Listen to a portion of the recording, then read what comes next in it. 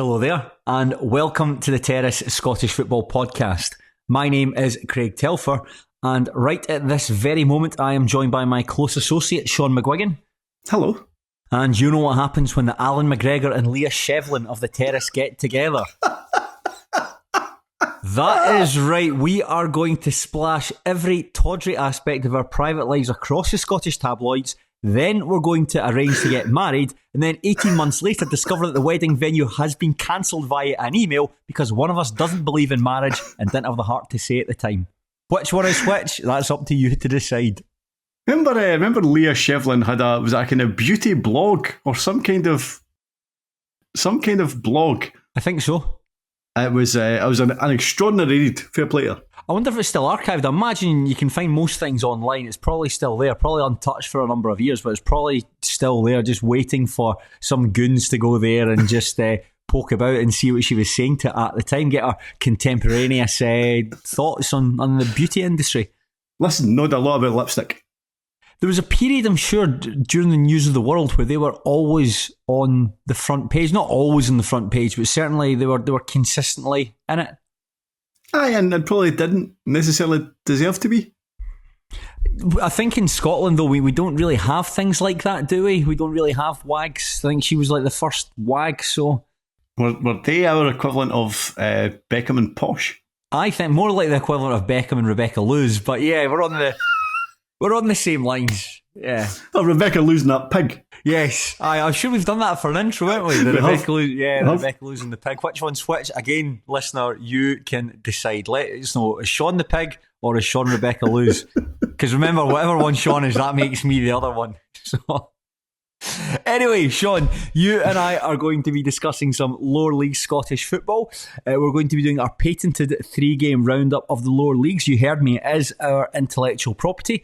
We will be analysing one match from the Championship, another from League One, and a final game from the Basement Division. We will do our best to have some fun along the way, but it's very unlikely. We have to put that as a disclaimer up there. I don't think I've had fun recording these podcasts in about the 12 years I've been involved with the Terrace. No, I've not laughed in months. Yeah, maybe, something, we might strike gold today. We might strike gold, but as we say, it is very unlikely. But Shaughan, before we get going, how is everything in your world? I am very well, how are you? Yeah, fine. I'm trying to think I've got anything interesting to tell you. The last time, no, not really. Still have trauma about the guy that showed me his cock in Stuttgart, but other than that, just flying high, doing my best. I mean, I would expect that as something that would be difficult to get over, I suppose. But hopefully you get there soon. Just his grin as well when he showed me it. Yeah. Anyway. Oh, a cock and a grin. That's even worse. Yeah, he knew what he was up to. He knew what he was doing. What a deviant. Yeah. Imagine he's just a father. He gave off the vibe as like a college lecturer. That was the sort of vibe he gave off. Just a college lecturer who had one too many. They're the worst, aren't they? They are the dirt worst. But anyway, Shaughan, there you go. That's the quickest we've ever finished an introduction up there. 3 minutes and 30 seconds, and already we're on to our first match. I'll save the rest of the trauma for the next time I go to see a therapist, so I'll worry about that. But we will start in the Championship, and there were a lot of good games over the weekend, especially Ayr United and Falkirk. They continued their outstanding starts to the campaign. And Liam Henderson at Falkirk scoring a goal of the season contender. Again, we seem to start these podcasts by talking about Falkirk a lot, but that goal against Partick Thistle, it was almost like an aeroplane taking off. The ball, but because the ball seemed to be moving very, very slowly as it left the ground, and then all of a sudden fires into the roof of the net. An absolutely ludicrous strike. I agree. I did wonder if the goalkeeper could have done better. Like, he seemed to almost dive past it quite apologetically. Because he thought it was going very slowly. He was confused by its trajectory. But no, I've went back to my initial thought that it was just a very, very good goal. Yes, well, there's an interesting title race developing at the top of the Championship, but we're not going to focus on that. We're going to focus on two teams that we've yet to really discuss this season, and that is Livingston and Greenock Morton. The sides met in Albion and played out a 1-1 draw. Scott Pittman scored for the Lions early on in the second half, but it was cancelled out by Owen Moffat's penalty. Both sides are unbeaten so far this season. Livingston are in third place, while Morton recorded their third consecutive draw, and they're in sixth. Shaughan, can I get your first thoughts on this match. 1-1 between Livingston and Greenock Morton. I thought it was interesting in terms of both managers broadly agreed with how the game panned out. Like David Martindale and Dougie Imrie essentially agreed that lots to admire about Livingston. Arguably a better team on another day would have put the game to bed. Yeah, some of the chances that they passed up. Yeah, I mean, essentially an open goal from Matty Clark and Gary Woods had an extraordinary save from Stevie May. So another day that probably would have led to 3 points for Livi. It was interesting how they deviated in terms of they both spoke about their own substitutions. So David Martindale said that he felt, I can't remember exactly what he said, but it was something along the lines of that he felt his substitutions that he brought in didn't really add too much. And this was like Liam Soule gave away the penalty, for example. I think that was his first action of the match, was to absolutely chop down Zach Delaney and give away a penalty. Whereas Dougie Imrie spoke about the fact that his substitutions very much had a positive contribution on Morton. I suppose ultimately what he means is he took off J. Emmanuel Thomas, who has lots of positives. He's still a very, very good footballer. But I gave Craig Dunning a text or a message on Twitter, and he was saying that as much as Jet is still a very, very good footballer, he is probably less mobile than Gary O'Connor was when he arrived at the club. Oh God! And that ultimately, that's a huge concern. But so yes, I think Livi happy with how he played in general. A lot to admire about it. And another day they would have won, whereas Morton fans were happy by the result rather than the performance, I suppose. What you just said there, to me, it suggests that Greenock Morton's midfielders need to be more precise with their passing. They need to get it straight into the Jets' feet. If it goes a yard or two either side, back to the training pitch with you, because that's the only way we're going to get the best out of him. If he is unprepared to run, then we're really going to need to work around that. And that comes from the midfield getting their passes straight into his feet. Yeah, but could you be asking Championship midfielders to always being 100% accurate with their passes? That feels a hard ask. Yeah, certainly a challenge, but I'm sure Dougie Imrie is capable of rising to it. Yeah, this match, going by the highlights package, I think I'll actually watch both teams' highlights packages, and watching them back came to the conclusion that I think Livingston really should have won this match given the chances they had. The one, I think Stevie May has a shot, is parried by Gary Woods, but it's teed up perfectly for Matty Clark to steal at the back post and inexplicably puts it over the bar. I think he hit it with his wrong foot. That was the impression that I got from it. He seemed off balance, and then hitting it with his wrong foot sent it skying over the bar. But then there was another incident as well where I think it was Big Will Gillingham has a header at the back post. And I don't know how, I couldn't quite tell who was on the line for Morton, but he headers it up the way onto the underside of the crossbar. It comes down onto the line and then it's cleared. And in his post-match interview, David Martindale said, I spoke to Gary Woods. He said it was over the line. So there was a number of chances to put the game to bed. And I suppose that'll be a big frustration for Livingston because, as we mentioned right at the start when we spoke about Ayr United and Falkirk, it does begin to feel that there's a two-horse race developing for the title. You've got two sides there who have got 100% records, and it's in the onus of teams like Partick Thistle or Wraith Rovers or Livingston to keep pace with that. And if they're not doing it, I think there's already a 4-point gap developing between the sides. Yeah, I mean, so Ayr will be on 12, Livi will be on 5, so there's 7 between Livi and Ayr. So there's Falkirk are on 9, so that's where I was saying the gap was coming from there. However, I wouldn't. If I was a Livi fan, I don't think I would be panicking at this moment in time. I still think they're playing well. I think in terms of defensively, they don't kind of cough up a lot of chances. I think in terms of going forward, I think Stevie May gives them a kind of decent option, and if he remains fit, I think he will be a decent kind of introduction. It's interesting. You go on, you kind of read what fans' thoughts are about their own sides in the Championship. And I think Ayr fans think that their midfield is the best in the Championship. I think Falkirk fans feel that their midfield is the best in the Championship. I don't know if there'll be too many better midfields in the second flight than Livi's. But I think Jamie Brandon protecting the back four. But I've always liked Scott Pittman. Yeah. Stephen Kelly's in there as well. Yeah. That feels like a very, very good midfield. if they are defensively sound, have a good midfield, and could add goals, then surely they will be there or thereabouts in terms of winning the league. So I certainly don't think there's any panic. I still think I know I tipped them for the league, but I will still stick by that. I think there's a lot to admire about them. Yeah, Stevie May, you've mentioned him. In fact, we both mentioned him coming in on a season-long loan from St Johnstone. Stevie May obviously was once seen as the next bright young thing in Scottish football when he got his move to, it was Preston, Sheffield Wednesday or Preston that he went to and picked up a pretty serious injury. Never really felt like he was the same player, and for all those goal-scoring exploits, that was replaced by just like a hard-working pressing forward, and he's perhaps just not quite got what it takes to make it the top flight anymore. What do you think he's going to offer to this Livingston side? You're right in terms of he's never been a goal scorer since he picked up that injury down south. I think he has adapted his game to be a pest, or you're right, a kind of somebody who will trouble the back four and maybe create space for others rather than being the goal scorer. I still think that if there is an issue with Livingston, I think they will create chances, but need somebody to finish him off. Whether Tete Yengi is that man, I'm not sure. Stevie May, we've just suggested they might not be that man.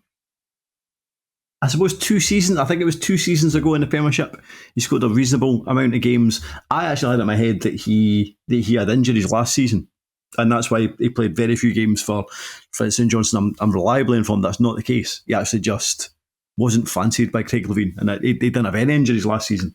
So fair enough. So maybe stepping down a level, you would imagine they will pick up more goals. The issue is, can him and Yengi between them finish enough of those chances that I think the midfield will create? We'll see.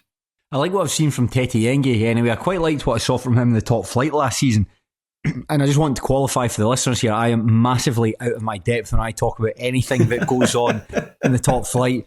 I could tell you a little bit about Rangers, I could tell you a little bit about Celtic, but I mean, Kilmarnock, genuinely, I'm making a joke about that, but I couldn't even name Kilmarnock's goalkeeper. Who is Kilmarnock's goalkeeper? Robbie McCrory. Of course. There we go. He used to play for Rangers. But I think that what I did see of Yengi, I did quite like him. I thought he was quite an interesting pickup in that he doesn't look like an orthodox striker, and I'm sure Martindale said that he's in his post-match interview. It's actually a really good interview, and we'll come on and dissect that interview in a little bit more detail. But he said that when he plays Yengi as a number 9, he gets criticised for not playing him in the wing, and when he plays him in the wing, he gets criticised for not playing him as a number 9. But I do like the look of him. I think he's got those big long legs. He's quite a technical player. You saw that with his ability to create a really nice chance for himself, where that was the one where Gary Woods made a great double save, actually made the first save from Yengi and then a really acrobatic save to bat away that follow-up from May. But just his feet, good spindly legs there, and that's something, a player who I quite like watching.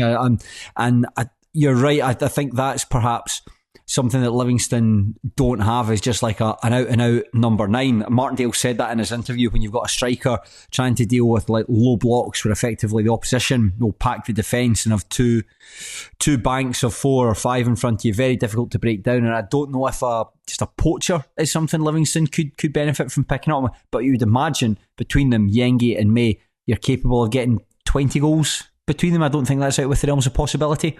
Yeah, surely, goodness. I mean, like Yengi, you're right. There was a chance where he kind of danced through the kind of Morton defence, and he maybe had 2 or 3 chances to get a shot away.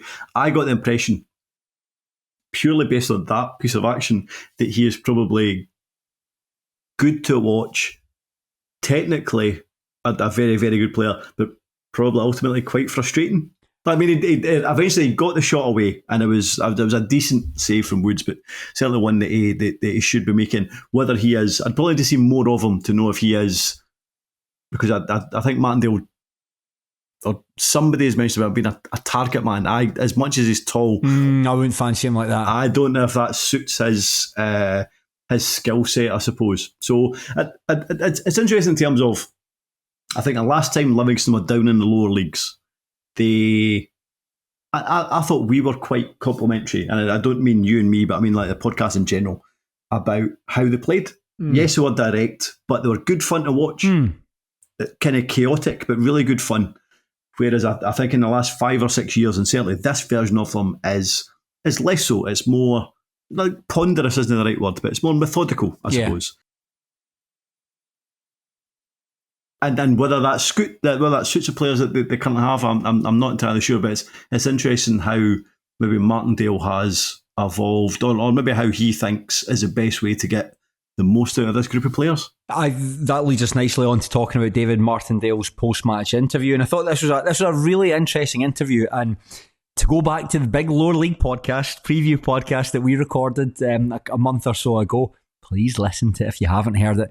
We spoke about how David Martindale probably lost his mojo a little bit towards the end of last season, where he was a real vibrant character, a real positive personality in Scottish football. It felt as though Livingston's decline in the Premiership, it mirrored his character as well. He seemed quite dour, he seemed quite down, he wasn't as fun to listen to. All he did was complain about money, and it just got quite boring after a while. Whereas in his post-match interview, if you haven't listened to it, please go and check it out. He said that when they were in the Premiership latterly, all he would do would be spending his time working on dealing with what the opposition are going to do. He talked about going to Ibrox and going to Celtic Park, and all you're doing is concentrating on having a bank of 4 and a bank of 5 and a lone striker, because you're not going to see the ball. You'll probably see the ball for about 15% of that match. And he says that's ultimately not very fun. Whereas they've come down a level, and they're now in a position where he can concentrate on Livingston's strengths and he can play to Livingston's strengths. And ultimately, that's a lot more fun for him to coach. It's a lot more fun for the players to be involved in, where they are in a position where they are expected to take the game to the opposition rather than just completely shut up shop and try to deal with what the opposition have. He did mention money as well. Of course he mentioned money. He spoke about the disparities between the Livingston side last season compared to the Premiership counterparts. And he said this season they do still have a small budget, but relative to the rest of the division, it isn't massively putting them at a disadvantage. So I did find that quite interesting, him saying that dropping down a level allows him to be more expressive as a coach and allows the club to be more attractive to watch.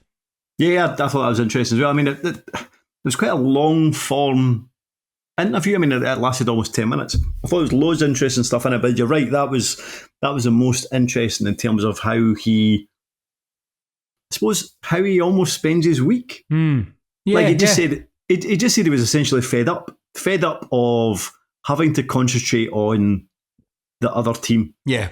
And he was talking about what him and David Hopkin used to do before that, which was in League One, it was, right, what are we going to do?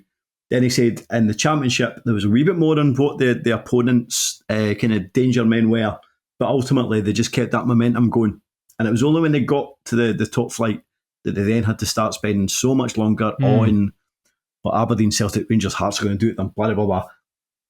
And you're right, it felt like that he was just enjoying himself a wee bit more just to come down, which feels like an odd thing to say, but you can kind of understand it as well. I suppose so. If you're doing it week by week by week, where you just acknowledge that you're not going to see the ball, and in most games you're not going to see the ball, so the team have to be set up with that degree in mind, that can't be much fun. It can be much fun to coach, and it can be much fun to play in as well. If you're just expected to soak up pressure, as soon as you get the ball, kick it down the park and try and get the team up from there and play percentages. Whereas here, when you've got good players who will be in a position to go and express themselves, thinking guys like Stephen Kelly, you'd imagine should be able to thrive at this level, Yenge, May, guys like that, Scott Pittman, this must be more fun for them and therefore more fun to watch for the supporters, ultimately. I think, I'm sure he actually put the question, David Martindale put the question to the interviewer, said that he feels like the team have transformed from last season to this season, and they're just more fun to watch, because the Livingston relegated just after the split. Before the split, certainly they were. If they hadn't been officially relegated, I think the feeling was they were going down for a long time, and they'd lost that joie de vivre, and now they've rediscovered it. Their managers rediscovered it, and they're looking. Well, they need to kind of buck up their ideas in front of goal if they want to catch Ayr United and Falkirk, but they do look like in a good position to challenge for a place in the top 4. Yeah, I mean, he said, again, can't remember exactly what he said, but something along the lines of, I'm fed up being in charge of a team that just has to survive every season. And you're right, I found it quite an interesting interview in terms of him. Like David Martindale was sometimes asked questions of the interviewer. Yeah. Just thought it was a good kind of interesting interview in general. And you're right, it felt like that Martindale might have his mojo back. And if that is the case, then it can only be a good thing for Livingston. Yeah, we've not really touched on Greenock Morton here, but I think, judging by what we're saying there, and Livingston passing up a lot of chances, Gary Woods having a particularly good game in the Morton goal, sounds like they rode their luck a little bit. And the fact as well that their penalty really was one of their rare forays up the park as well, and that just came from a complete, breakdown in mental faculties from Seoul. I mean, I think so. I mean, it's difficult to in terms of this Morton side. I don't think either of us were overly confident in terms of how they would do this season. I think, according to Craig Dunning, who I spoke to, he said this was the worst performance of the season. And I think the problem that they have here is they've signed J. Emmanuel Thomas, who doesn't feel like a kind of Dougie Emery signing. But it's somebody who is experienced and played at a higher level. So maybe it was not necessarily a panic signing, but it would have felt appealing, I suppose. But if you're going to play him, well, in fact, let's face it, you can't play him up front on his own because he's utterly immobile, and that's where they were so deficient, I suppose, on Saturday, because Livingston could do whatever they wanted at the back in terms of playing the ball around, and Thomas couldn't close them down. As soon as he brought on, I think it's Lamar Reynolds and Jordan Davies, forwards who, incidentally, I think most Morton fans would say aren't quite good enough for the championship, but at least they could move, at least they could close people down. So that led to a different style of play, I suppose. They were able to do a wee bit more. They're a wee bit more mobile. But that now means that you have J. Emmanuel Thomas, who can't get about, two forwards who are mobile but maybe don't quite have the quality. So as much as this was a good result and a good point and they would go away happy, I think long term it still means that there's question marks about them. Yeah, I mean, that's only one goal for the season in the 3 matches, and ultimately that was from a penalty as well. So certainly work to be done for Dougie Emery there going forward. And it's going to be very difficult for them next week because they welcome Falkirk to Capello while Wraith Rovers are taking on Livingston at Starks Park. We'll start with that Livingston game first, Shaughan. How are you expecting this match to go? We're going to be discussing Wraith Rovers on the Patreon podcast we're going to record after this. I don't want to go into too much detail, but what would you be expecting from this game for Livingston? Or what can Livingston expect from the Rovers at the moment? I think it will be attritional. I think it will be low in entertainment value, and I expect Livingston to win by a single goal, 1-0 or 2-1. Okay, and what about Greenock Morton Falkirk? See, it's weird because I do think that there are players that Morton have signed over the summer that I wasn't necessarily expecting too much from, but they've probably done okay. Like Owen Moffat, like his ability to pick up the ball, dribble past a few players and then pick out a pass has been pretty impressive for what I'm seeing so far. But I know Morton fans weren't overly impressed at the signing of Ali Crawford. I think he's been absolutely fine. I think defensively they've maybe been a wee bit better than we expected. I appreciate that we've spoken about how many chances that Livingston created. So I do expect them to give Falkirk a challenge, but it's considering how well Falkirk are playing at this moment in time, it's difficult not to expect a Falkirk win. Very good. Now, before we move on and talk about League One, we're only a good few months away from pantomime season, but the Queen's Park goalkeeper Callum Ferry provided us with a real "he's behind you" moment of the weekend in his side's 2-0 win at Air Dronings. This is very, very funny because in the final minute he collects the ball, ushers his team up the park, considers what he's going to do, then drops the ball at his feet. However, he doesn't realise that Airdrie forward Ben Wilson was lurking right behind him. And it's hilarious because when he chucks the ball down, you hear the crowd, Wilson kind of sprints from behind him, pokes the ball away from his feet, and then Ferry sort of like wrestles him, grabs his ankles and wrestles him to the ground. Red card for Ferry, and Queen's Park down to 10 men. So when I'd read about this online, I'd initially thought it was like maybe, like the way it was described, like maybe Ferry had come for a cross, and misjudged it and dropped it at somebody's feet, or I don't know. It wasn't what I was expecting. It's very, very funny. Because I was watching it on Sunday morning. I was able to actually watch quite a lot of highlights on Sunday morning, and I didn't realise that Ferry had been sent off. It was just up until the very end. It's just so funny, just him not really. The thing is, he'll never do it again. That's the thing, he will never make that mistake again. Just big arms, just waving everyone up the park, and there's Ben Wilson just hiding behind, just waiting for him to make a mistake. Very, very funny stuff. Now, Shaughan, we will drop into League One and we will head to Oakview to talk about Stennismuir's win over Cove Rangers. Oh, not Stennismuir again. You're always talking about the Warriors, I hear you say. And to that I say, fuck off.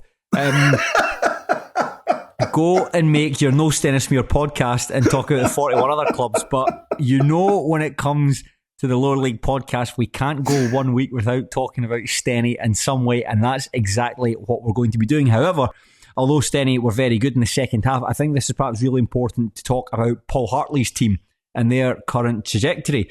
Now, Cove Rangers took the lead midway through the first half through a really well-worked goal from Finlay Marshall, but Corey O'Donnell equalised for the Warriors, getting his first goal for the club just before the interval. Mikey Anderson scored a stunner to put the home side up just after the restart, and Nat Wedderburn effectively won the game with a header 10 minutes later. Grady McGrath did pull one back at the death, but it was nothing more than a consolation.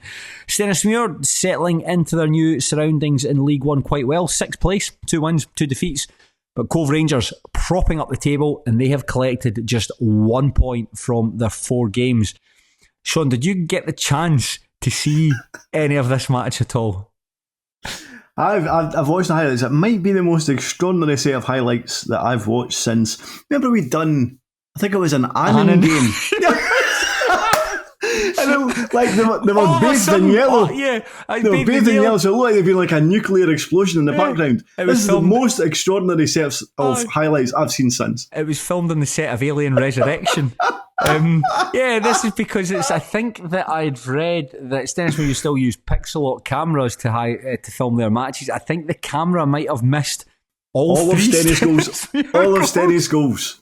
So we have a kind of behind the goal view of all of Stenny's goals. But like, I've kind of been of this opinion for a while. A behind the goal camera is kind of pointless. It's only good if you get if you can see it from the stand side. It's only good if you can kind of helps you contextualise the goal a bit better. Yes, absolutely. But just giving you a behind the goals look of a fantastic strike from Mikey Anderson, for example, is really no good whatsoever. The worst thing is that Stennismuir, at least their first and second goals were really, really good goals as well. Really, really good goals. The first one's a really, really well worked move. Actually not too dissimilar to Scott Pittman's goal, actually, in the way it was executed. And the second goal is just like we described at the start, just a stunning strike from Mikey Anderson with a standing leg as well. And thank goodness I was there and I can remember them and witness them, because we're not getting much help from these highlights. But Shaughan, we'll flip over to you. Since you don't really have much of a clue about the match other than what you might have read in Pine Bovril or what you've seen online, feel free to ask me any questions about this match and I will do my best to answer them. It very much sounded like a game of two halves, and that Cove maybe weren't dominant in terms of the first half. It maybe warranted a lead, but then the second half was very much Stenny's. That sums it up. Yeah, that sums up. I think Stennismuir started the first 10-15 minutes or so of the game quite well, but once Cove settled into it, they just looked really, really slick. And the funny thing is, the players who were making Cove look slick are still the same players they were relying on when they came into, or when they were in League Two back in 2019. And you know the 4 players that I'm going to talk about here: Connor Scully, Fraser Fivey, Blair Ewell, and Declan Glass, who has returned. He was on loan during that period, but has returned to the club on a permanent basis after leaving Dundee United. And watching Fraser Fivey, you just look at him and just think, oh, excuse me, there's my microphone going. And you see that's that big ass microphone protector's dragging it off the edge of my couch there. Cheers, Fowler. When you see 5'8" in full motion, he just looks like an absolute cut above anything else at that level. He's really graceful, as I would say, he plays. He can take the ball, he can carry the ball, and he can pop off passes and then arrive in the box. So he's a real box-to-box presence. He isn't just a sitter who will sit there and spray the ball around. He can do a bit of everything in the middle of the park, and he's so vital to the way that Cove play. And when you pair him up with Declan Glass, who's quite somebody who will want to try and drop into little pockets of space, come off the front line, pop into pockets and try to get an overlapping fullback or a run from a striker, trying to get that from them. They were very difficult to pin down. And you could see that. They had a goal. I say you could see that. No one else can see it other than my mind's eye, actually. They had a goal disallowed, which was really well worked. That was just slightly offside. And the goal they set up, Finlay Marshall, it's just a really, really nice ball through. I think Craig Buchanan just stretches, doesn't quite get it, and Marshall's able to beat him and drive a low shot past Derek Gaston, perhaps Darren Jameson into the net. And there's parts where Nat Wedderburn in particular, you're watching him and thinking, he's getting shown up a bit here. He's getting shown up because when Glass had the ball, he was just about a yard quicker than him, and Wedderburn looked a bit lumbering. However, what I would say is that Stennismuir timed their goals perfectly well, because I think if Cove Rangers had taken a 1-0 lead into half-time, I'd have fancied them to go on and win it, because at that point they were in not complete control of the game, but everyone was quite dominant for them. Stennismuir really weren't making the ball stick up front. They weren't getting Ross Taylor or Ewan O'Reilly into the game. However, Corey O'Donnell scoring right before, I think it was actually one of the last matches, the last actions of the first half even. It's a really good ball. It's Ross Meakin sprays it over from the right hand side to the left. And it's one of those balls, you'll have seen it loads of times, you know, when the fullback thinks he can get it, jumps for it, and it goes over his head and lands right at the feet of the winger who just runs into space. It was one of those balls, and Ross Taylor just takes a touch, hits the byline, and it's a ball right across for Corey O'Donnell to slide in and score. O'Donnell's first goal for the club since joining from Broomhill. And I think that we'll touch on the individual aspects of the game shortly, but yeah, I think 1-1 going into that half, Cove would have been very disappointed at it, and Stennismuir would have been delighted, because it, as Paul Hartley said in his post-match interview, completely changes the complexion of his team talk and just changes what happens after the restart. And in terms of the second half, because I'll be honest, I thought that somebody like Nat Wedderburn, for example, who you've mentioned, I thought that his lack of pace would be a massive hindrance when they go back, when Stenny go back up to League One this time around. However, for everything I've read, not necessarily everything I've seen, everything I've read, him and kind of Mikey Anderson at the base of the midfield, that was what turned the game around. Somehow they got on, they got in the Glass and Fivey's faces, I suppose, in the second half, and turned that around. Yeah, definitely. I mean, it certainly helped with 3 minutes after the restart. Anderson scores a stunning goal. It's the ball comes to him about 25 yards from goal on the right hand side of the penalty box, and he comes in, he takes a touch inside and melts the thing with his left foot. And he's right-footed. He scored a couple of really good goals against Bucky Thistle in the League Cup group stages, but this goal just completely came out of nowhere, and you can see Nick Surman, and the goal just completely, I had no idea it was coming. I think in the stands, it's one of those ones where it hits and it shanks over the bar or goes out, but it was only pretty much until it hit the back of the net that this is in. And I just remember just like squealing, just kept going, what a goal, what a goal, what a goal. Bald guy sitting in front of me grabbing his head like the Kali Ma from Indiana Jones and the Temple of Doom, just going, what a goal, what a goal, what a goal. And at that point, like, two things happened. Like, Stennismuir obviously grew into the game, because when you score a goal like that out of nothing, it puts your tails up, and you're really excited. You just want to get on the ball and want to attack. And simultaneously, Cove Rangers' heads went down, and the players who were dominating in that first half, your guys like Declan Glass, guys like Fraser Fivey, they were just nowhere to be seen. And Stennismuir were just a lot more aggressive than them. Like, Glass completely fell out the game in the second half, barely got a kick of the ball. I think Anderson was right on top of him for that entire second half. Any time he got the ball, Anderson was just there, just kicking at his heels, just poking the ball away from him.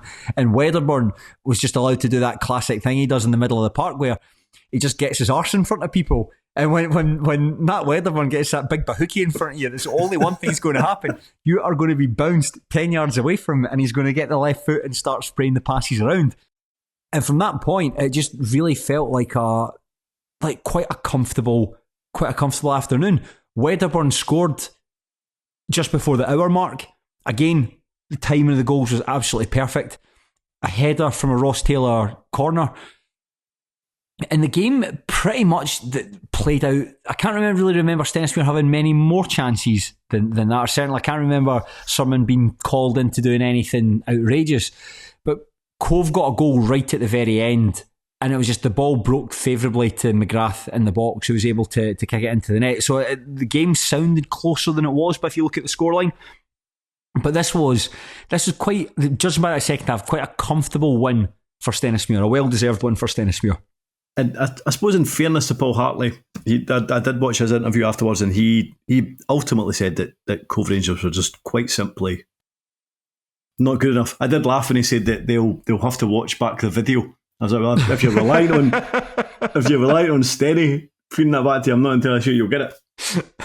But I suppose in terms of Cove, maybe in terms of Cove in general, this feels like a fairly bleak start to the season for them, and just ultimately in terms of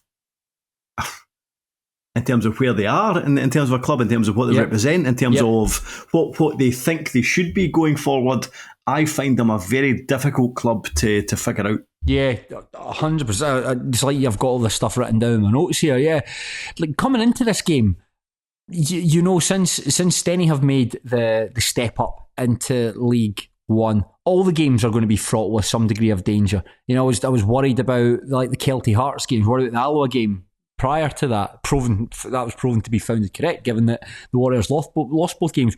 But this sounds weird. Coming into this Cove Rangers game, I wasn't worried about it. I thought Stennismuir would win it, and ultimately the match played out like I thought it would.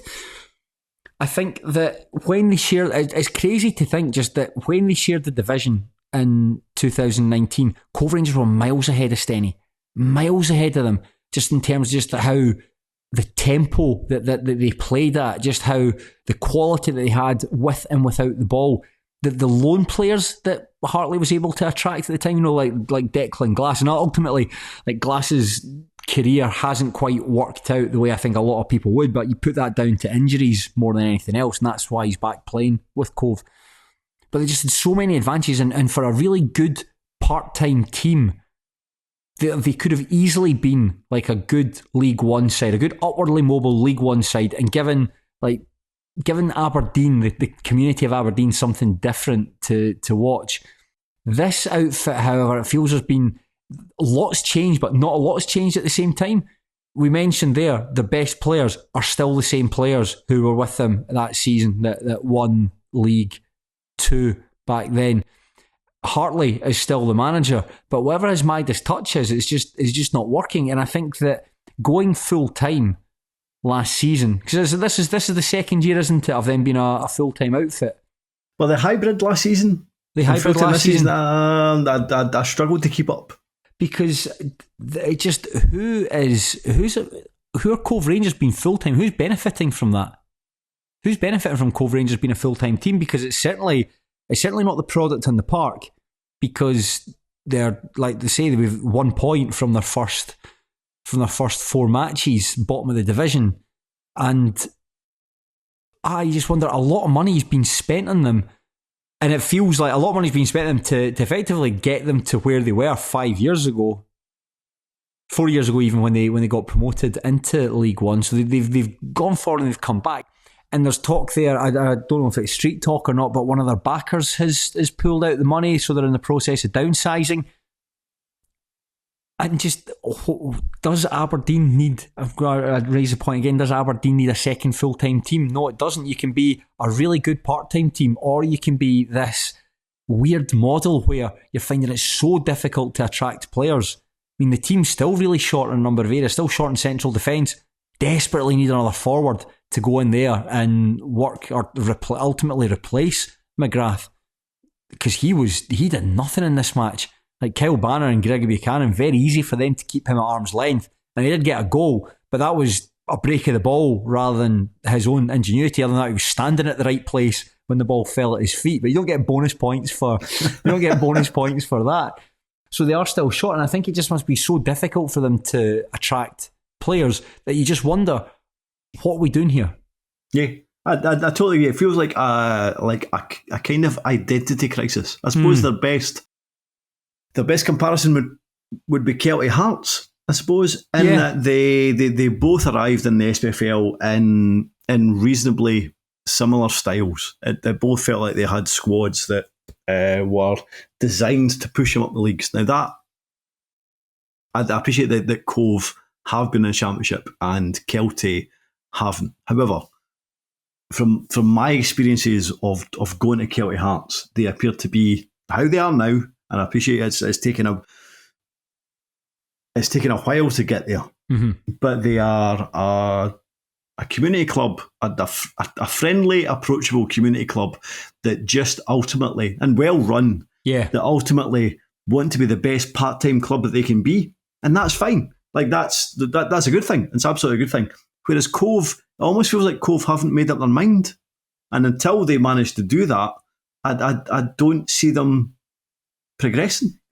No, I can't really disagree with that. It's just that a lot of money has been spent on who. That's.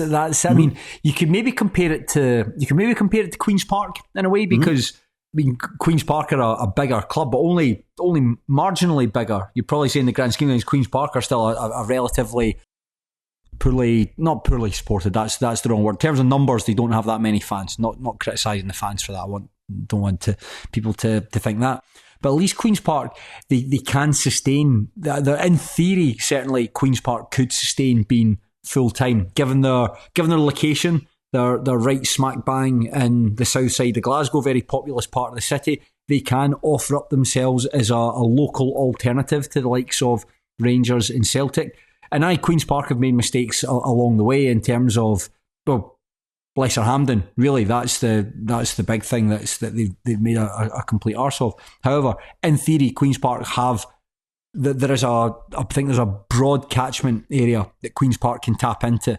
I don't think that's the case with Cove Rangers, so I don't understand why you want it. And then on top of that as well, Queen's Park, are in the position where they've got a fantastic youth academy where there's guys that are coming through. I mean, just recently we've seen, like back in January, Callum McKenna going to Bournemouth, Alex Bannon leaving the club and going to Burton Albion, I think it was. He went. Yep. But these are guys who they've come through and trained and sold them on, and ultimately that's a good thing, because that money gets reinvested in the team.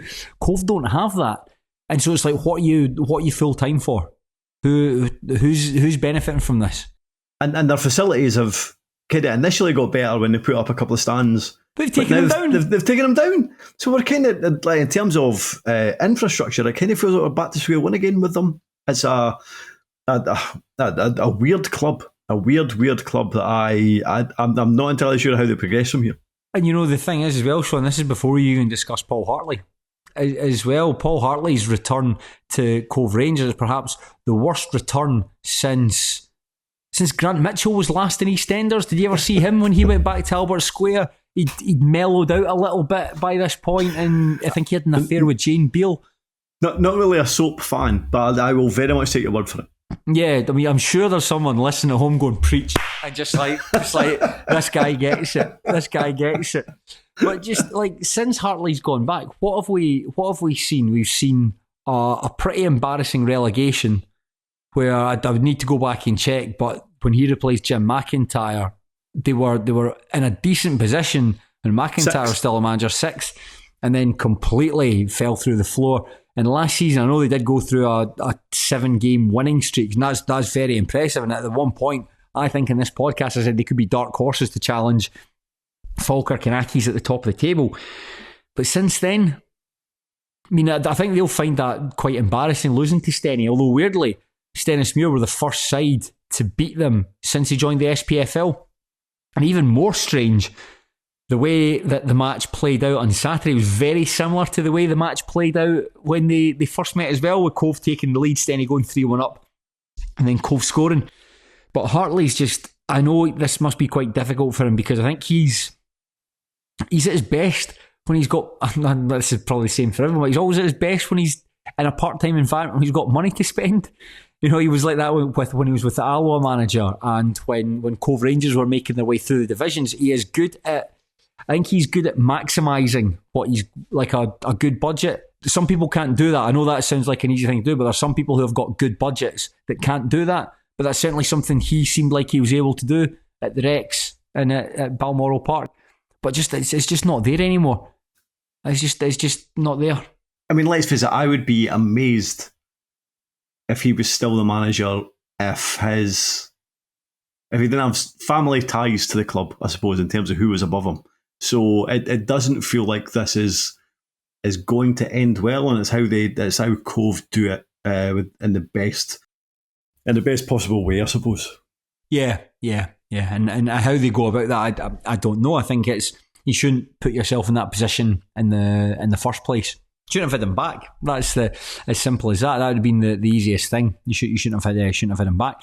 But well, you could say that it was a good win for Stennismuir, a deserved win for Stennismuir. And I think that having now been to all 4 games that they've taken part in League One, I think we're getting a good lie of the land as to what this team can do and what they're capable of, because they've competed. They were excellent pretty much all the way through the match against Arbroath.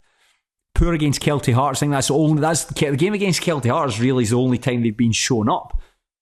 Against Alloa Athletic, not much between the sides. Alloa had the chance, they took it. Stennismuir had the chance, missed it. And against Cove, I mean, that first half ebbed and flowed. I mean, it flowed more in Cove's favour, but certainly in that second half, Stennismuir were the better side. And I think we saw, like, Ross Taylor had his best game for the club there, 2 assists, and when he's on it, he's such a good player to watch.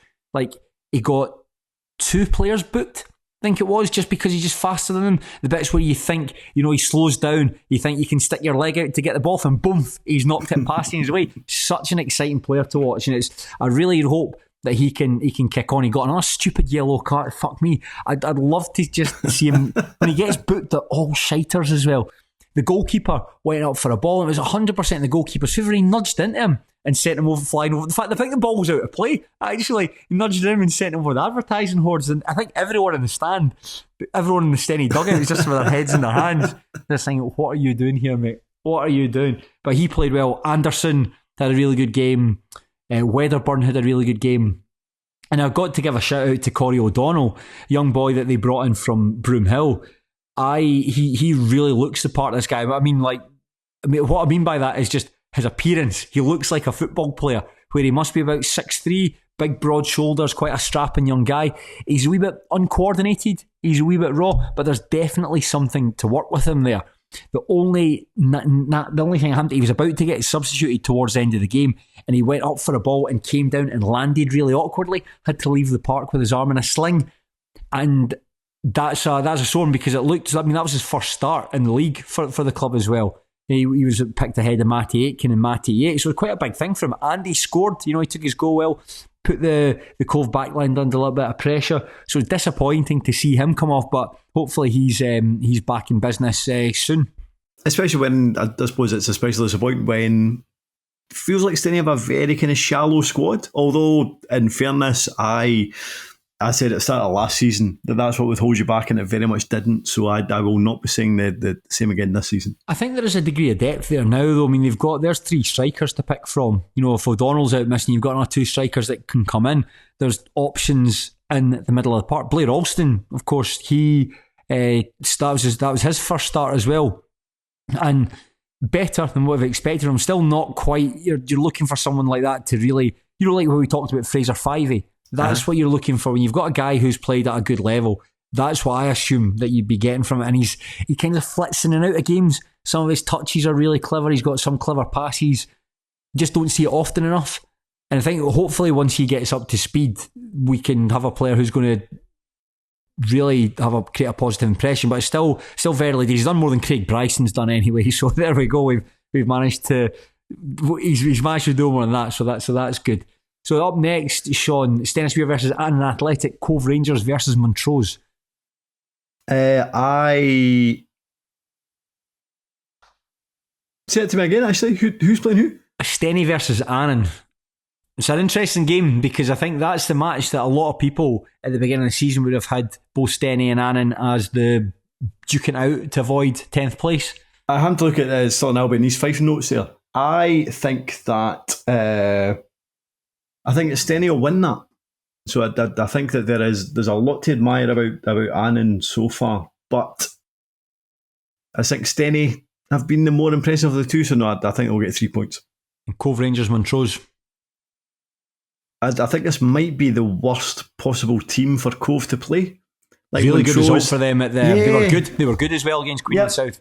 Yep, and as much as we've spoken about the fact that the squad is more or less the same as last season, like defensively sound, they're just a decent team that will almost certainly get to the top four again based on what you've seen so far. So I think Cove will struggle again. I'll maybe go for an away win for Montrose. Do you remember when Cove were tearing through like League 2 and into League 1? They did a really good season. Everyone's praising them for their ambition. And that's something that any time it makes me reflexively cringe when I hear the word ambition referring to like part-time non-league football sides. Because it's basically, if you've got money, that's what it comes down to. That graph of ambition versus money and so on. You need to watch. Because surely every club is ambitious. Every club is, every fan base is, every board is, every group of players is, and it might be finishing 7th and maybe winning a league. I mean, like everybody has ambition, but there seems to be, in terms of whether it's the newspaper or radio or maybe us, I don't know, in terms of they're ambitious. Like, I don't think we do it. To be fair, but yes, that ambitious tag generally follows clubs with cash. Yeah. Build infrastructure. Put your stands back up. Just Shaughan, another League One bonus. Time for a quick update about what's happening at Inverness Caledonian Thistle. Another very, very, very long tweet that was published earlier this afternoon. Alex Savage, the new chairman, has conducted a forensic investigation into the state of the club's finances. A couple of things to pick out at. My favourite paragraph being the proposed 77 Ventures deal was considered solid by former CEO Scott Gardner, and this option in this proposed deal convinced the auditors A9 on the 28th of June that the club was a going concern. It's since come to light that 77 Ventures was not a credible or real option. So I enjoyed that as well. The other one that I enjoyed was, because like option A, in terms of how they approach, and then option B was like there was a lot of words about how they might go about option B. Then option C was just the A word. Yes, I'm going to presume they're talking about ass play there with that. But I think it's basically to say that like Inverness Caledonian Thistle's finances are an absolute mess. How could you lose 1.7 million last season? On what? That doesn't make any sense whatsoever. On what? I think that's so. There's money. I didn't. You can go and read the tweet for yourself if you haven't seen it already. But as Shaughan's pointed out there, they do have the options, the 3 options that they've got there. The first is it's a type of specific crowdfunding where they're going to target land. There's land next to the ground. So I believe option A. So if I was reading it correctly, option A was the directors who essentially got them into this situation should give them £600,000. Okay. Good luck with that. Option B was general crowdfunding. Good luck with that. And then option C was the A word, which might be administration, might be something to do with anus. I don't know. Yeah, it's the sort of thing I'd find it difficult. I mean, I suppose that any time a club is in financial difficulties, it's someone's fault. They probably spent money they don't have, unless it's Hamilton Accies, where you're just carelessly giving money away to someone in sub-Saharan Africa. in most instances, it's because, I suppose the club's badly run instances, but you know what I mean? It's because they've been spending money they don't have. That's how they find themselves in this situation. So I'd find it quite, it's not something I would do. I wouldn't stick my hand in my pocket and give like a tenner to Cali Thistle. No, but the thing is, like, to see in terms of option B, the kind of crowdfunding option, and I know they said that they weren't just going to ask fans, they were going to ask businesses as well, but £600,000 from the kind of Inverness population, I mean, that isn't an option. That just won't ever happen. Mm-hmm. Yeah, with the greatest will in the world, and like, I'm not blaming anybody, but it's just like there isn't enough people or businesses in Inverness to plug such a massive gap. Yeah. Maybe they need to make a video like Motherwell did, where they tried to get Taylor Swift to donate. Yeah, that went well.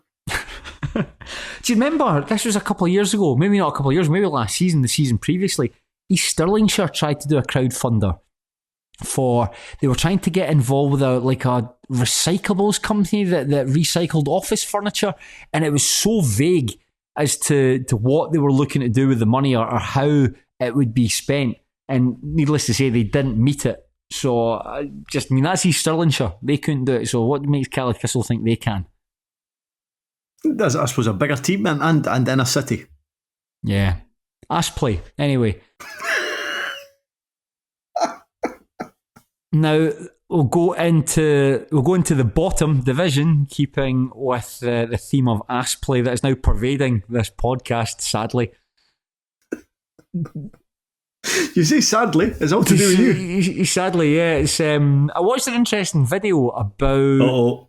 No, this was all on YouTube, so it's all fine. It's all fine. It wasn't on X videos or anything like that.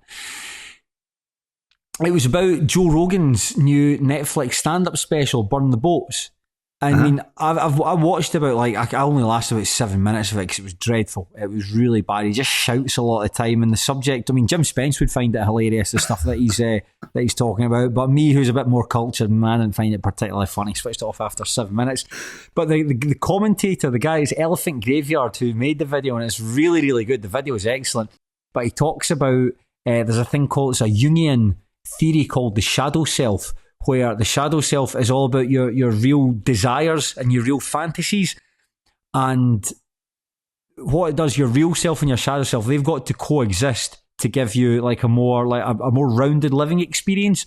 But there are times when the shadow self can leak out, and in that video, Joe Rogan talked about being probed by aliens and having really powerful orgasms, and the commentator said, yeah, that's Joe Rogan's, that's his shadow self coming to the front.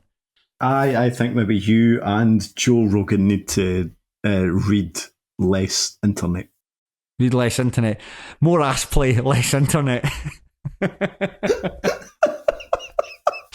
Well, now, there were some outstanding games in League Two this weekend. Bonnyrigg Rose beat Clyde at New Dundas Park. Edinburgh City recorded an astonishing win over Forth Athletic.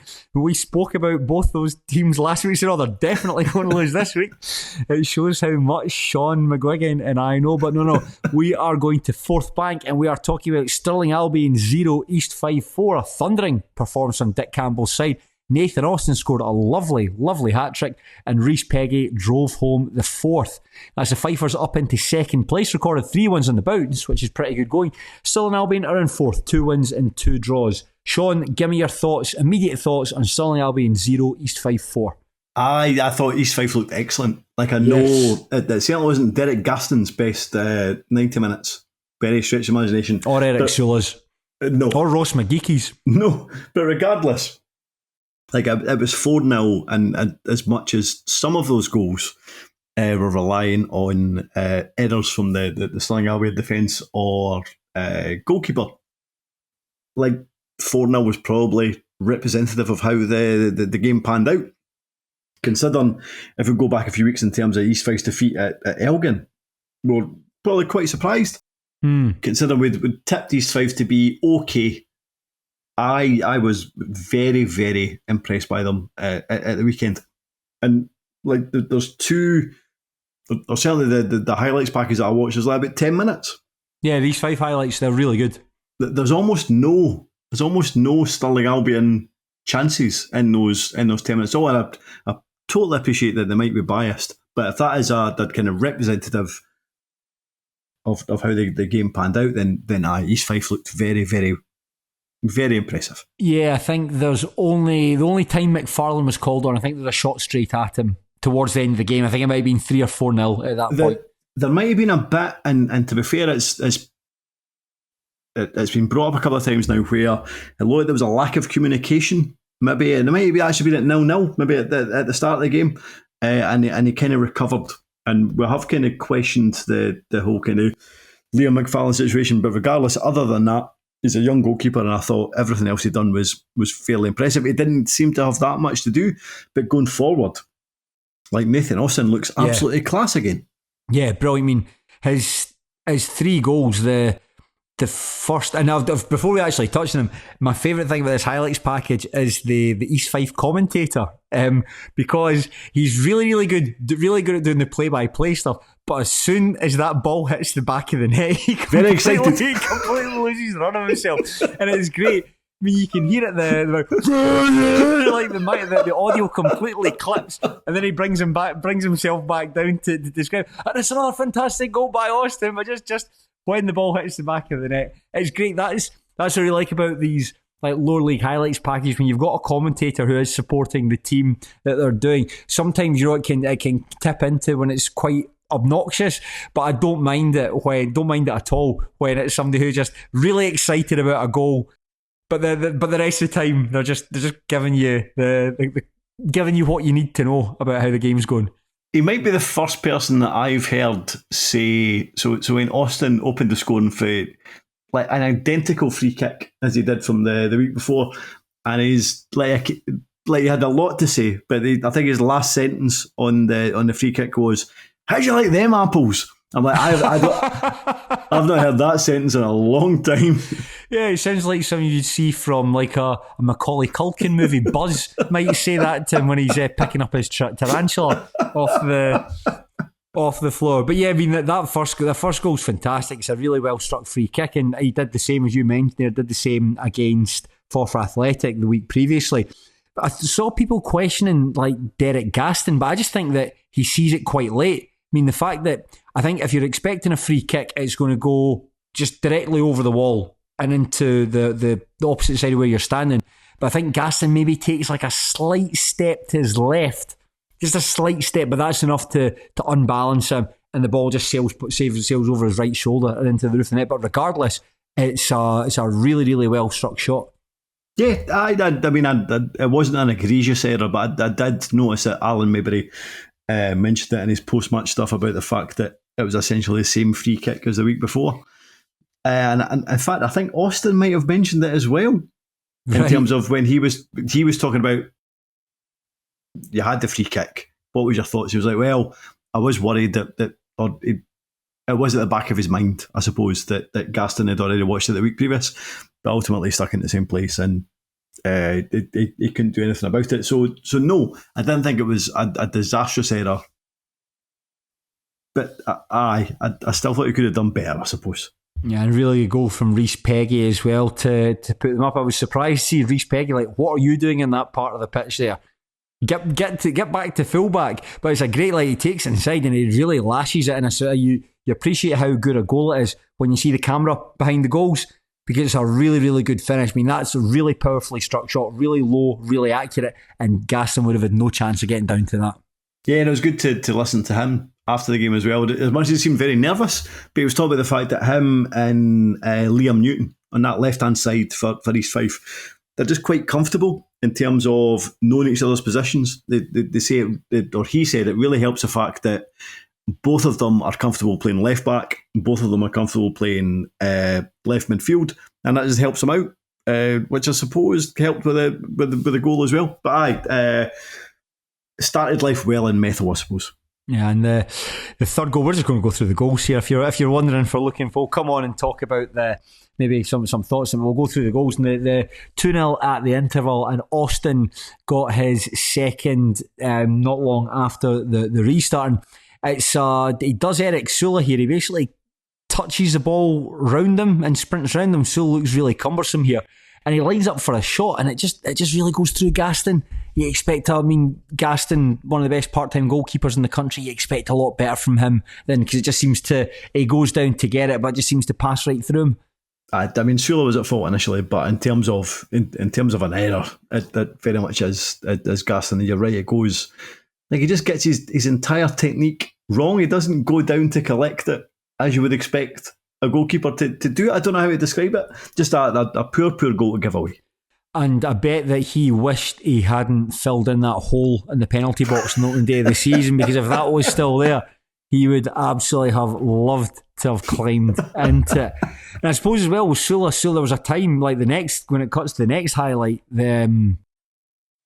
Austin does him again. The same thing. I think he comes up close to try and meet him, but there's Austin just too quick for him. Just pops it around him and is able to get in. And I don't necessarily think that happens all that often with Sula. I always thought my impression of Eric Sula was he was quite a decent meat and potatoes player, but someone who was quite comfortable in the ball, somebody who could carry out a defence. But perhaps just a bad day for him and the rest of the East Fife defence. Sorry, the Stirling Albion defence.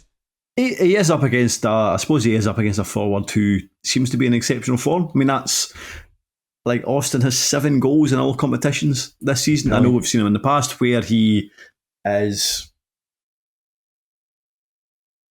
extremely deadly in front of goal, but already it feels like this could be a fantastic season for him. I mean, that finish as well for his hat-trick's brilliant.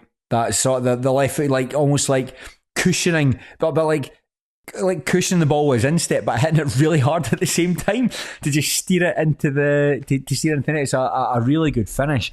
But I think by that point, like Stirling Albion had given up a wee bit. I don't like saying that, but there's an injury time. It's I think it's about 91st minute or so.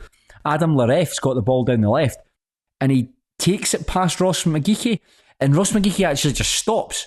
Literally just stops and sort of like looks up into the skies. I have to say, oh fucking hell! And Lareff plays a ball and nothing happens with it. But if that's your captain doing that, I understand you're 4-0 down, and at that stage in the game, there's not enough time to get something back from it. But just a bit, come on, mate. There's still a bit of football to go here.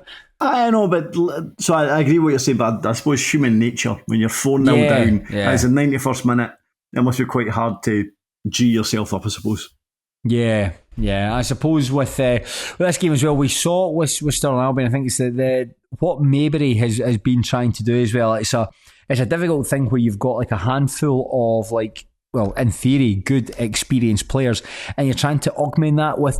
There's a lot of youth players there at Stirling Albion. They don't have a lot of depth once you go beyond that starting 11, and you could see that for the.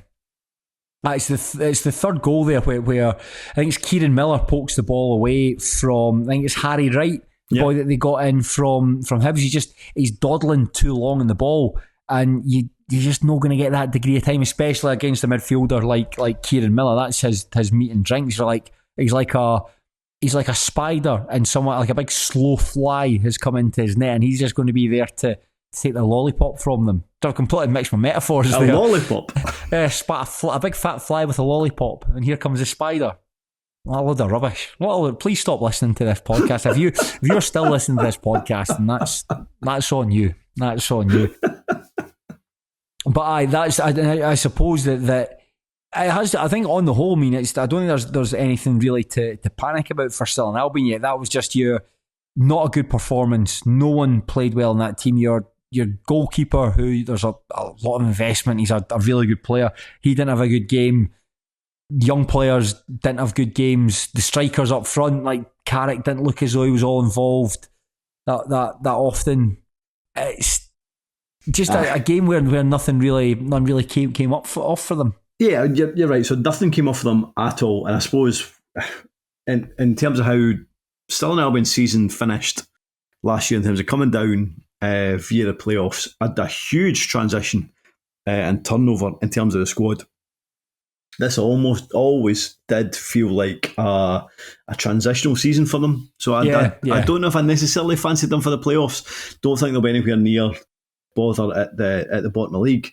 And I suppose when you have so many inexperienced players, and maybe if the experienced players are having a kind of off day, which it felt like Saturday was, then maybe you will get days like Saturday, unfortunately. So, Shaughan, up next is Stirling Albion versus the Spartans and East Fife versus Clyde. Two pretty tasty games. How do you see them going?